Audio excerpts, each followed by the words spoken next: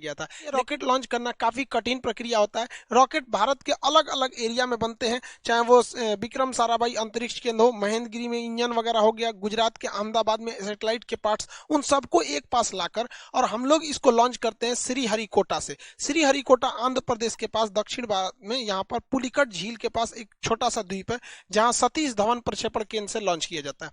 इसे हम लोग लॉन्च करते हैं पश्चिम से पूरब दिशा की ओर। पश्चिम से पूरब इसलिए लॉन्च करते हैं कि पृथ्वी भी पश्चिम से पूरब घूम रही है, थोड़ा सा सपोर्ट मिल जाता है, तो इसे पश्चिम से पूरब दिशा के ओर लॉन्च किया जाता है। हमारे दो प्रमुख रॉकेट होते हैं, पीएसएलवी और जीएसएलवी। इनके टोटल हम लोग वर्क फंक्शन को समझते हैं। रॉकेट के जितने बड़े बड़े पार्ट्स होते हैं, चाहे उसके इंजन हो, उसका बूस्टर हो, ये अलग अलग जगहों पे बनता है और इसे ट्रक के माध्यम से हम लोग श्रीहरिकोटा ले आके एक जगह लॉन्च पैड पर रखते हैं, फिर इसे असेंबल किया जाता है। रॉकेट जो होता है कई टुकड़ों में होता है, इसे एक खड़ा असेंबल करने में बहुत टाइम लगता है। ये कई फीट 5-6 मंजिला इमारत के बराबर होता है, छोटा तो होता नहीं, आप इसे एक साथ रख सकते हैं। जैसे हम बात करें, ये रॉकेट के सपोज करिए कि ये टुकड़े हैं, इन्हें हमें एक के ऊपर एक जोड़ना है, तो हम यहाँ आराम से आप देख सकते हैं कि इस पे हम जोड़ दिए, तो हमारा हाथ यहाँ तक पहुंच गया तब ना जोड़ दिए। अगर ये 20 फीट का ऊंचा रहता, हमसे भी ऊंचा, तो नहीं जोड़ पाते।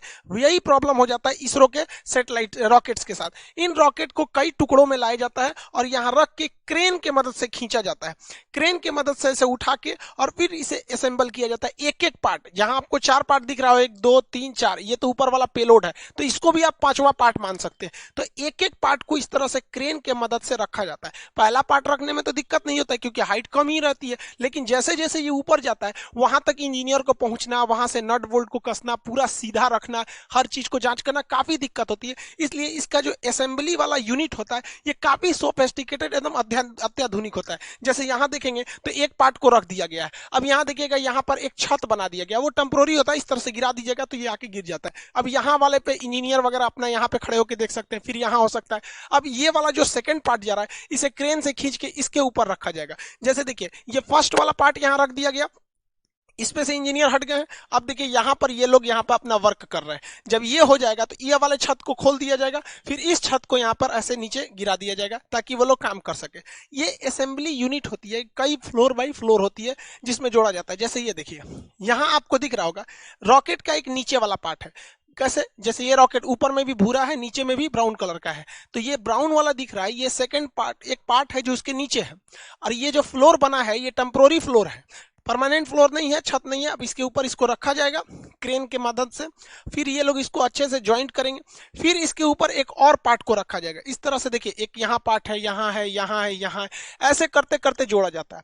लेकिन ये जो छत देख रहे हैं ये ग्रीन कलर का, इसको हटना तो जरूरी है, पता चला यही रहेगा, रॉकेट उड़ाएंगे तो इसी में फंस के ब्लास्ट कर जाएगा, तो ये टेम्पोररी होता है। जब रॉकेट के सारे स्टेजेज को आपस में जोड़ लिया जाता है तो ये जो छत टाइप का बना था इसे फोल्ड करके हटा लिया जाता है। देखिए, ये फोल्ड करके हटा लिया गया और इसको एक बहुत बड़े ट्रेन टाइप का होता है जिसे हम लोग रॉकेट कार कहते हैं, इससे अब इसको आगे की ओर ले जाया जाता है। अब लॉन्च पैड की ओर ले जाया जाता है। यहाँ तो इसे असेंबल किया गया था, अब यहाँ से इसको लेके जाया जाएगा।